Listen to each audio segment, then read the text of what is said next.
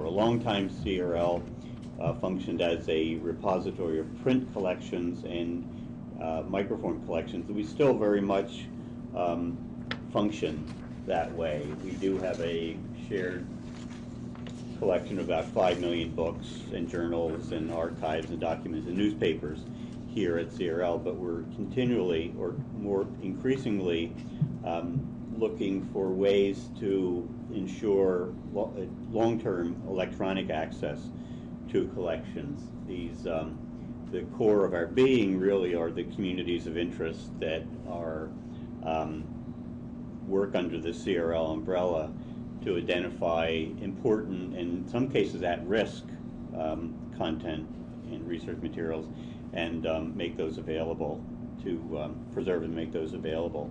So our strategic objectives are a few, and this is where the licensing comes in. Licensing is something that we have gotten into relatively recently. CRL, just in the last few years, it's a relatively new activity for us, and so eDesiderata, to a certain extent, is a tool for us internally to make our workflow a bit more regular and structured. And so, since this is a new workflow, it's particularly important for us to do that. But the we are determined to expand the world of electronic resources that are available to CRL libraries, particularly in 4 key areas: in the area of news and related information, law and government-produced information, and NGO-produced information and documentation, the history and economics of agriculture, and which is an area that CRL has long collected in, and then the history, particularly history of science, technology, and engineering. So those are our legacy areas of strength, and those are the areas in which we've been active in the negotiation of terms of access. We are also now formed a relationship, a formal relationship, just in the past few days with NERL, the Northeast Research Libraries Consortium. NERL is a long-standing program based at Yale University since the 1990s, and under a recently concluded agreement with the NERL leadership, NERL will relocate to CRL and function as a program here with its original members and participants. And so that will increase the amount of licensing that will be done out of CRL Chicago. So we're particularly, licensing is important to us not as an end in itself, but as a means. We are particularly concerned with the amount of money that it's costing libraries to invest in electronic resources, and the increasing cost of databases, even databases of material that are public domain material. We're also concerned about the extent to which libraries are increasingly relying on electronic resources, and in many cases relying to enable them to withdraw physical collections, to stop relying on microfilm or microform collections, and to rely more heavily on the databases. eDesiderata is just our tool that we've developed internally here to give this licensing and this analysis process a bit more structure and a bit more rigor. We have James will tell you about what we've been. James Simon will tell you in a minute about what we've been licensing and the kinds of analysis that we've done. Some of you are already familiar with the Global Resources Forum. The eDesiderata is a layer. The plan is to layer that on top of these things and to provide more structure and more predictability of results in the process of our negotiating terms of access to databases and negotiating the purchase of database. Also, it's to provide a platform for the sharing of expertise. One of the key assets of CRL is the size of its network and the sheer amount of expertise about collection development and about collections that's in that network by people like you and your colleagues in collection development and in library specializations. So this is a kind of a bit of a stripped down workflow about the CRL process of licensing, where we have a little bit more detailed checklist here in terms of the actual steps that go into the decision making, the reviews, and the steps to actually making a licensing offer. This is kind of a nice overview of the various steps and how we see it linking up with the eDesiderata website that you'll be seeing in just a few minutes. Of course, the process is pretty similar, I'm sure, at your own institutions. The difference, I suppose, with CRL's activities is what Bernie was suggesting, of increasing transparency, that is sharing information that is collected from the member institutions. So whether it's the GNARP, the German Resources Group, sharing information about different databases, or polls that we take among our members, or comments that we get filtered through the purchase proposal program, we look to share that information and the expertise from various specialists with the entire membership as a way to hopefully get more information for all of the members who are looking at these different databases. So on the left-hand side of the screen here, the CRL process, I won't dwell on these too much, but if you have questions, feel free to speak up, by the way. This is it's feeling like a presentation, but it's meant to be a conversation. So discovery, of course, is the first thing. How we discover databases of interest to the members comes through various means, whether it's from our communities of interest or an individual who sends an email to me or Mary or Virginia or Bernie or anybody. Also, publishers' information. We are looking for material of interest to our members in the specific areas that Bernie mentioned, whether it's news, primary source documentation, government information, statistical, historical collections, these sort of things. So we're always on the lookout for upcoming products, and our interest is to get as far ahead of the production release as possible. So we talk with the vendors at different conferences. We're slowly shoring up our communication lines with them to make sure that we know what they're planning, not just 3 months from now, but hopefully 12 months from now, so that we can start working on deals that are advantageous for the members. As part of the discovery process, we go through some preliminary analysis of the products and vet that kind of information among ourselves as well as with the members. So we'll send out on occasion emails to selected individuals who might know something about this collection to see whether there's interest among a smaller or a larger group of members. We'll hold teleconferences as a good example of ways that we can share people's relative interest in a database, what they think it's worth. So there's a variety of public and private information being shared, and people can signify their interest through a variety of different ways, including feedback forms on our website. If we go down the list here a little bit, we go through the review process, and many of you have seen the CRL reviews, which I'll just show those in a second if you hadn't had a chance to look through them. We start with some very preliminary information that is gathered from publicly available data as well as information shared by the publisher, and we layer on that information analysis of the collections, including the source content. We get feedback from the members as to the value of the content as well as the functionality, and point out strengths and weaknesses as we discover them or as other people share them with us. All of that goes into the review process. We view those reviews as very dynamic and constantly updating those as we get more information. When we've kind of hit the critical point in terms of member interest, that is, if we have enough encouragement and the terms appear to be good enough for our members, we go through the firm negotiation process with the vendor. We put out the offers through CRL's ERO page. We share that with the collection development and electronic resource officer contacts that we have here at CRL. And the cycle continues as we get trials and people send us feedback. We update the reviews. We send out more information.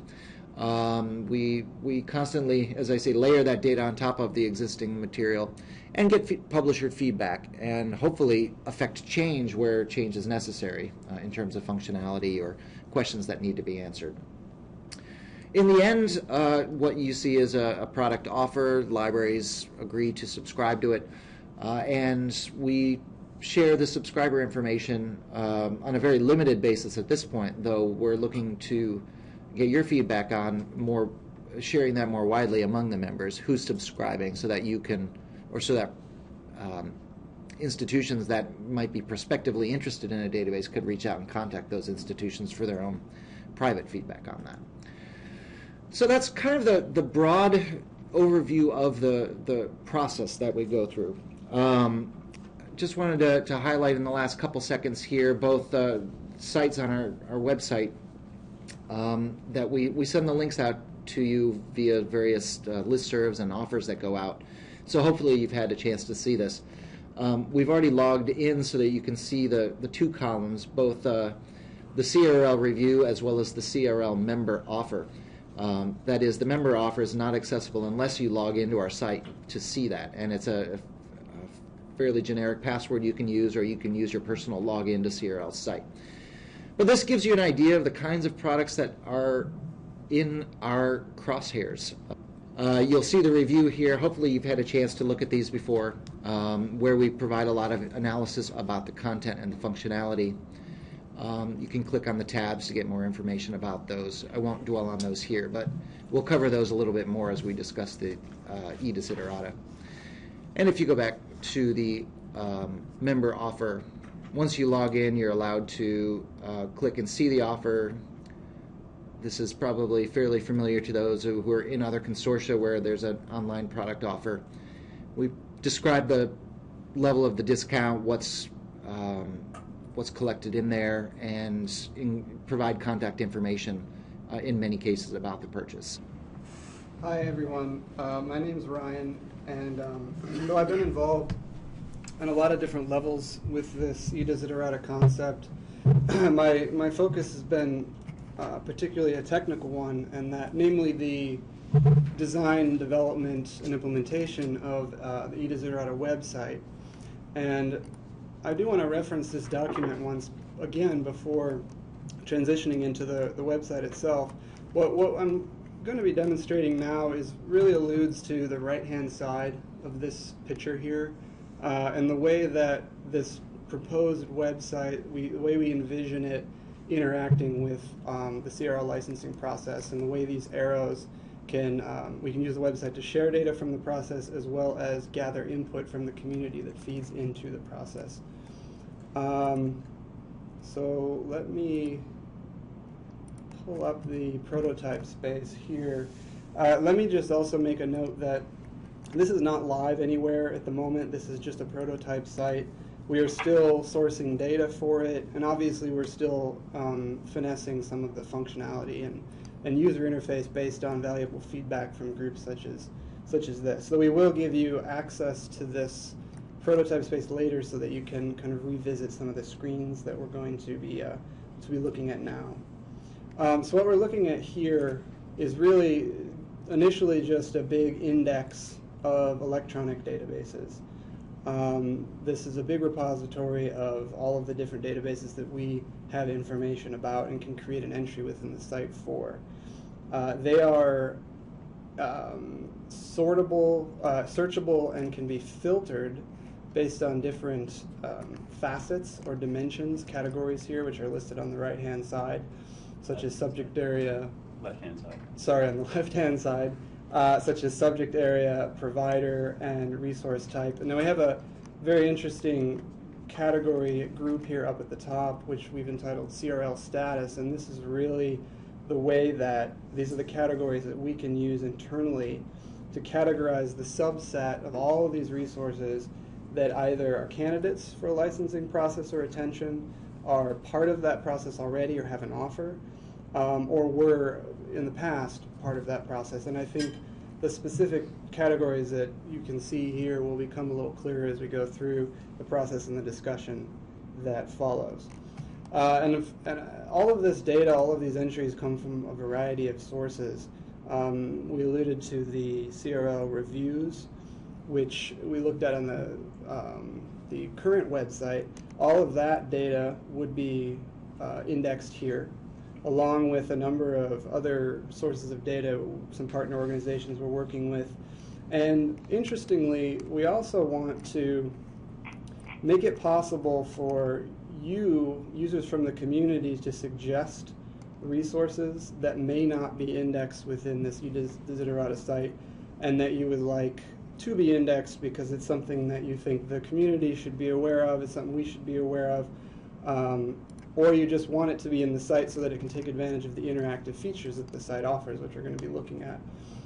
So this is just an example of a form that you could use to suggest a resource that doesn't yet exist, and we could consider it for inclusion. Now, let me open up a full resource here, looking at the full view. And as you can see, that this is the full view contains will contain a lot of just general static information about the resource, and then a number of interactive inputs. And on that note, before I actually can get to those interactive inputs, I do need to log in. So we do intend for this site to be something that's useful to the general public, but all of the kind of interesting interactive features that we really want to show today do require a login. And I'm just going to log in as a demo user at the moment.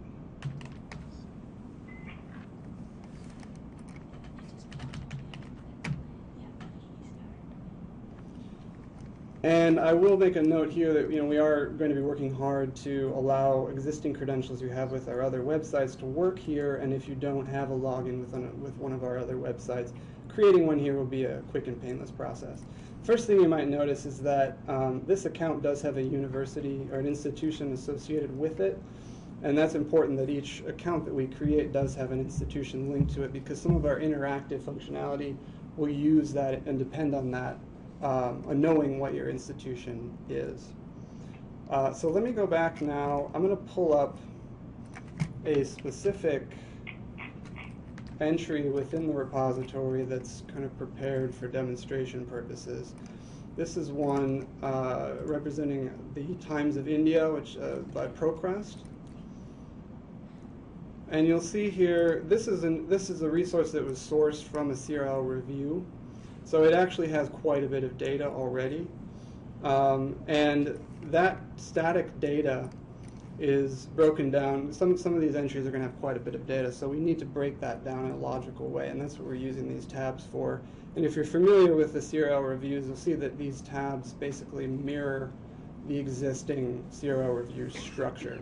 Now, some of the entries within the site that we don't have lots and lots of details for, we don't have a full review for, we'll still follow a consistent tab structure to present the basic resource data. They just may not have all of the tabs that you see here in this particular entry. Now, one of the tabs that is not part of the review at the moment, but will be part of this site, is this one here called CRL Offers and Activity tab. This is really where we can consolidate all of the information that relates to our own process and how it ties to this specific resource. This is analogous to the electronic resource offers, the ERO offers, which we looked at, which James pointed to earlier on the existing website. So this tabbed interface kind of becomes a container for not only review data, but also ERO data all in one place and all associated with one resource within the bigger eDesiderata repository. The next thing I want to look at are these interactive features that are also tied to this entry. Down here at the bottom, we have probably what you would expect. These are common on a number of interactive websites. A place where you could submit comments related to this resource. If it's something you're familiar with, you have something good or bad to say about it in your own words, you could submit that there, as well as a few different dimensions where you could input a rating related to this resource. I think everybody's familiar with that type of interactive functionality.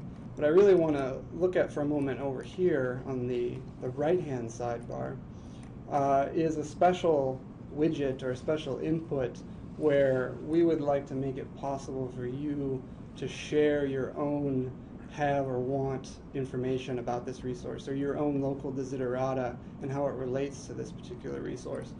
So in this case, perhaps if I subscribe to this resource already with a single click, I could share that information, and I'm going to just do a refresh here, and then that information we can publicly display and share with the rest of the community. The same could be true if I don't have the resource, but instead I want it, and I could, once I've submitted that information, I can then display that, which could be of interest to the rest of the community and certainly of interest to CRL. Furthermore, we may offer a way for you to really promote interest in this resource and say, I want this, but I also think it's something that CRL should really be paying attention to and should really prioritize in its own activities, and I could indicate that with this checkbox. So the specific exact wording and options that are presented here are something that's still kind of under review, but we would be interested in feedback on, but the idea is this is a place for you to share with us your interest about a specific resource. Now, all of this data, of course, is very valuable to the community and very valuable to us in terms of prioritizing which resources we want to give attention to and which resources we might want to explore negotiations for offers with the publisher. Now, we can furthermore use this site to start to communicate some of that information back to the community, and that's really where the CRL status dimension comes into play. So if we have a resource that does not yet have an offer, but it's something we're working on, or it's something where we're flagging it for interest, or potentially we're actually flagging it to say we're going to be entering into negotiations, we can use these categories to show you which resources those are. So for example, the CRL Desiderata category, I have a couple of items shown here which basically state these are items that we're flagging of interest. The UK Press Online example, if I go into the CRL Offers and Activity tab of that particular resource, you'll see that I don't have a lot I don't have an ERO type data or electronic resource offer to show yet, but I can flag it as something that CRL is interested in and is working on. Let me pull up that Times of India example once again. This one represents a resource that has already gone through the process to the point where it does have an offer. And not only does it have an offer, but it has trial access available, and we're flagging all of those particular characteristics. And you'll see, as I mentioned earlier, it's a CRL review. Once it reaches this point, we can use that Offers and Activity tab to really show all of the intricate details of the offer. And in this case, the trial information. This is just sample data at this point. But this is all that ERO data. And hopefully these different categories will have provided a very quick and easy way for you to drill down through the bigger repository to identify which of those resources are of interest and which of those resources may have offers attached to them and other characteristics that are unique to what CRL is doing with all of this information. Now that's really a very quick overview. I mean, we anticipate a lot of different uses for this site, for this eDesiderata space, but this is just a quick overview of some of the functionality that relates to the licensing workflow specifically. So unless there's something that somebody else here wanted me to demonstrate, I'm happy to pass it over for discussion. Sure. Thanks, Ryan.